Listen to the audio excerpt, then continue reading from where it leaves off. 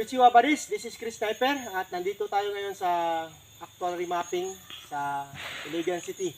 So ang area na ito ay may Japanese encampment during the World War II. Then may advance party. Then may mga gera na nangyari. So kaya may mga tinatawag tayong rust deposit. Then prepared pressure burial layout. Okay. So pansinin nyo, itong tinatayo naman ni Black Phantom at ang body natin. No? Okay. So, ito yung benchmarker, no? Nasa sloping na portion ng bundok na may biglod sa likod namin. We are facing the sun. Dito. Hapon na ngayon, kaya dito ng araw. So, east, west. Okay.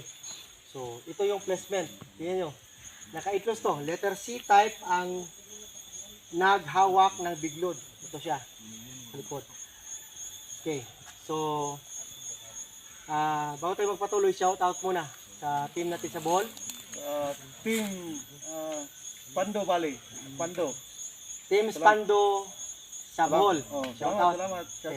Maraming salamat, sir, sa team leader niya. Then, Salamat.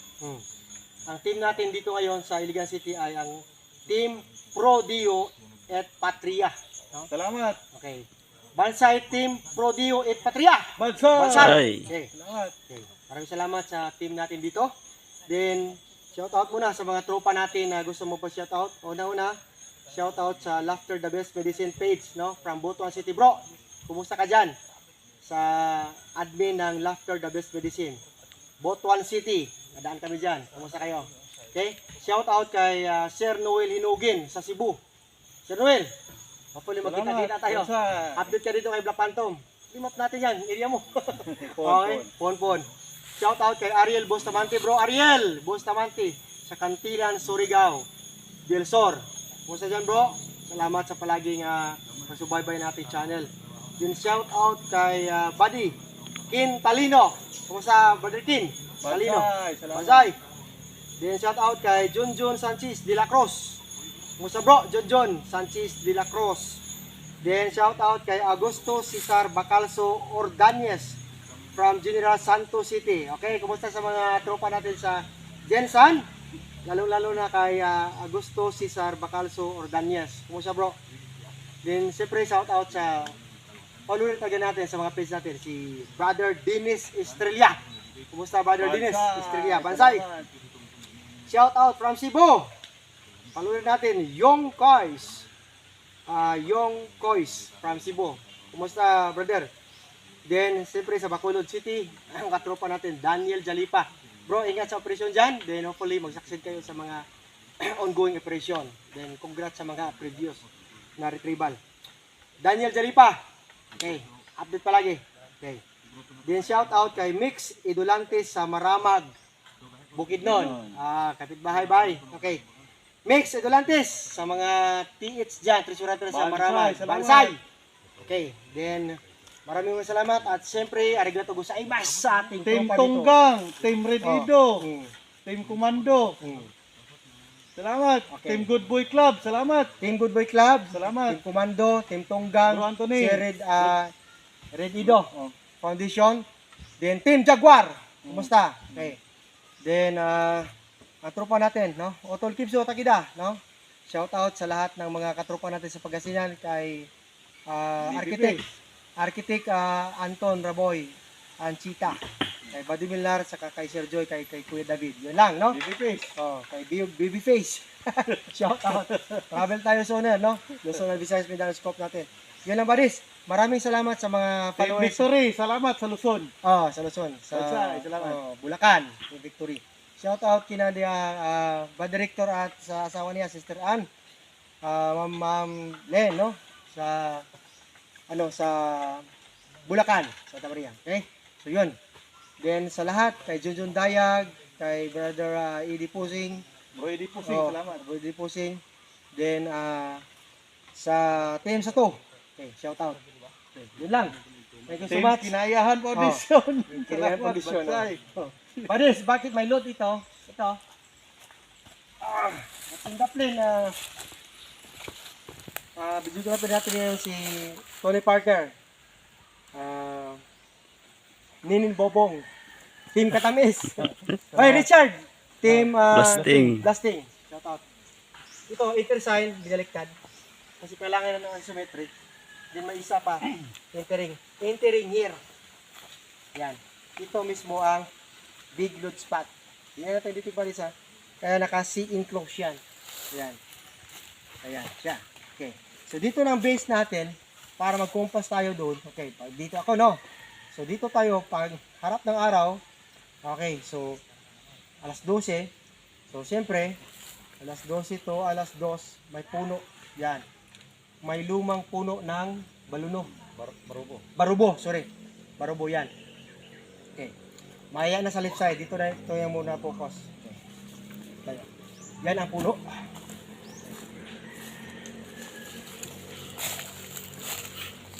Okay. Bago tayo sa puno, ipapakita ko muna ang marker dito.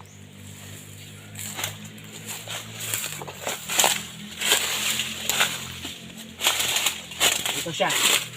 Ito siyang big boulder. Then may Sagiro code. Tabas, ibig sabihin wood. Old tree. Then may foot marker ng bata. Yan, maliit. Travel. 10 down. So galing dito, mag 12 o'clock tayo, harap sa puno. Yan. Old tree ang makita natin na may sukat na gis. Yan. So, ang paa ng bata, yan. 3 inches yan. 9, maglalaka na sa bato dyan. Mayroon dyan bato na winter. Yan. Ayan. Klaro lang? Okay. Naka-point sa puno. Ayan. So, ang puno naman, buddies, okay na to, nakuha na siguro nun. Ito siya. Okay, so galing dito, 10 feet. Punta doon. Ito yung puno. Puno muna ng view sa malayo. Para makita talaga na ito. Old tree talaga siya. Century tree. Yan. Malaki ito, buddies. Matibay ito na puno. Yan. So dito ang spot natin, under the tree. So kung pansinin natin, yan. Sa west side, kasi dito ang S, puno siya. Sa west side, ay may rabbit. Dito ko na muna yung rabbit. Kita lang. May mata. Ang posisyon ng rabbit, nasa west side. So alam natin, ang rabbit sa Ganji, o sa earthly branches, S ang deposit. So ito siya. Sa S side, dyan makita ang puno, ang wood element. Okay. Confirmation na wood element yan, ito. Ano? Wood. Plus rabbit. Plus doon sa kabila, no? Yan. Dito tayo sa wood element yan. Sa alas 10, doon ang Sagiro. So dito sa puno talaga. Okay, dito ka. Dito naman may turtle. Laking turtle. Turtle na walang paa, hindi ulo lang. Saka likod. So, kissing the tree. Yan o. Nakadikit siya sa puno. Dito ang load natin under the tree. Then may pointer doon sa kabila. Dito. Saka ito, napalibutan to ng bato ng puno. Okay. Another turtle here. Dalawa, double turtle. Naka-point dyan. Then may rabbit. Na ibig sabihin, go east. Ayan, S ang puno. So yun, buddies ha.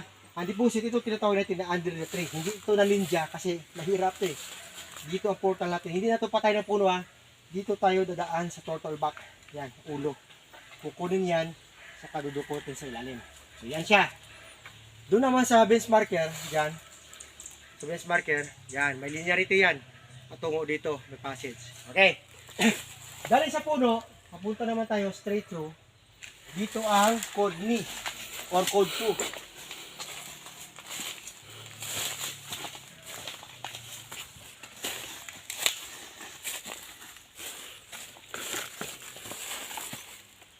Siya. Okay. Ayan. Kita ito ba res? Ito. Isa, dalawa. Meaning yan, 2. 2. Kasya oh. Kasya yung buong palad. Yan. Dos in front. Saan ang dig sight? Yan. Sa front. Ito. May dig sight dito na may itchy. Yan. May naka-blockage na folder. Then may anchor lock. Ibig sabihin, pull out this boulder. Kasi dito ang spot natin. Magsukat ka lang ng 2 yards yan. Papunta dito sa dig sight. Sa harap naman, may pointer yan. Yan. Big boulder. Then ito naman siya, nakalain sa puno. Okay. Kita na ito, linearity yan. Ito siya sa kompas. Yan. 270 sa puno. Yan. S side dito. Sa ni. Ito siya. Okay, so nakalain. S twist alignment. From puno to diri. Galing naman ka dyan, dito sa north-south alignment, may hole ka makita. Nakalinya dyan. So, in triangulation, yan. Tatama siya ng triangulation yung dig sight spot natin. Okay, so yun buddies, no? Hopefully, naintindihan nyo ang vlog na ito.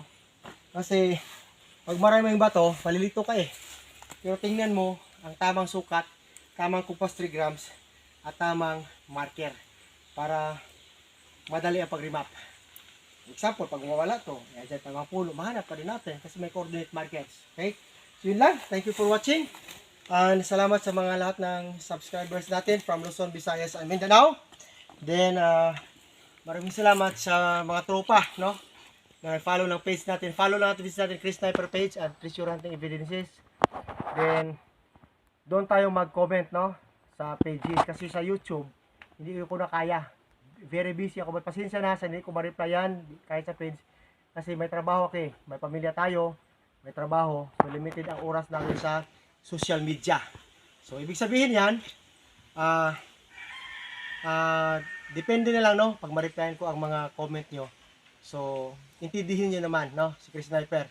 Tao lang tayo, hindi tayo anghel. Okay, so hopefully, may natutunan kayo sa vlog na ito. Big load, then deposit under the old tree or century tree. Then, the history is talagang may Japanese encampment dito. Ayon pa sa mga owner ng lupa, may mga truck na pupunta dito ng hapon na may mga boxes na karga, then pagbalik wala na mga boxes. So may old road kasi sa taas. So yun lang.